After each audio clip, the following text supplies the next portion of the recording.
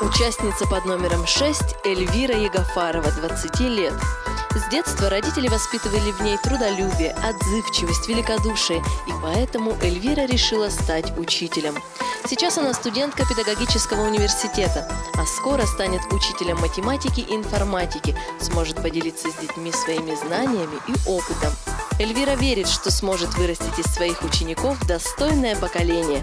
Для этого она старается постоянно саморазвиваться. В свободное время любит вязать крючком, готовить разные блюда, а также очень любит танцевать. В будущем Эльвира хочет создать большую дружную семью, ведь именно семья для нее самое главное в жизни.